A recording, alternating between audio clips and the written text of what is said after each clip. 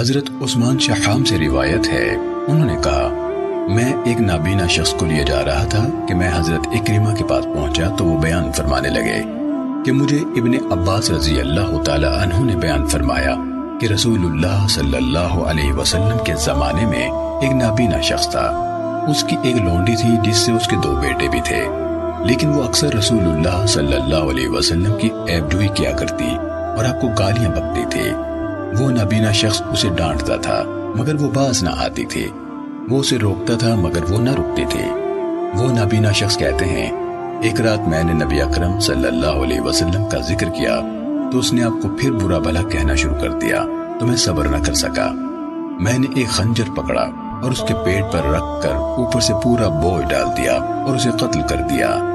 صبح ہوئی تو اس کے قتل کا شور مچ گیا۔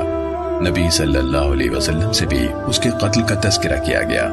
چنانچہ آپ نے سب لوگوں کو اکٹھا کیا اور فرمایا میں اس شخص کو جس پر میرا حق ہے اور اس نے یہ کام کیا ہے اللہ کی قسم دے کر کہتا ہوں کہ وہ کھڑا ہو جائے۔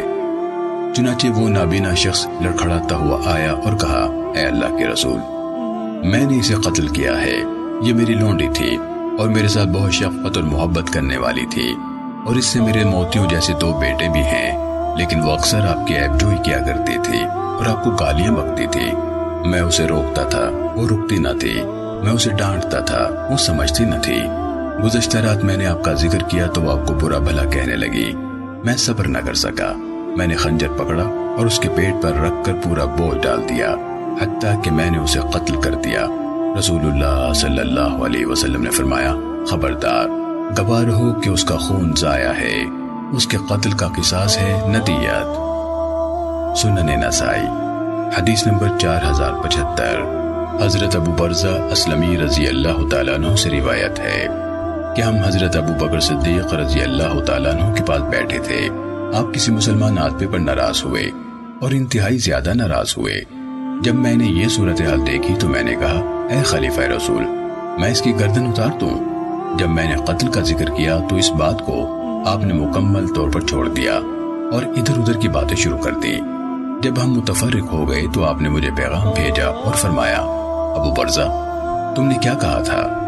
میں اس وقت تک بھول چکا تھا کہ میں نے کیا کہا تھا۔ میں نے آپ سے کہا مجھے یاد دلا دیجئے۔ آپ نے فرمایا کیا تجھے یاد نہیں؟ تو نے کیا کہا تھا؟ میں نے کہا اللہ کی قسم نہیں۔ آپ نے فرمایا جب تو نے مجھے ایک آدمی پر ناراض ہوتے دیکھا تو تو نے کہا تھا اے خلیفہ رسول، میں اس کی گردن اتار دوں، کیا تجھے یہ بات یاد نہیں؟ کیا تو واقعی ایسے کر دیتا، یعنی اسے قتل کر دیتا؟ میں نے کہا اللہ کی قسم ہاں، اب بھی اگر آپ حکم دے تو میں یہ کام کر گزروں گا۔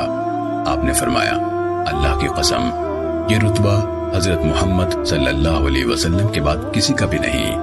امام ابو عبد الرحمن نسائی رحمہ اللہ بیان کرتے ہیں کہ ان حدیث میں یہ حدیث سب سے بہتر اور احسن ہے۔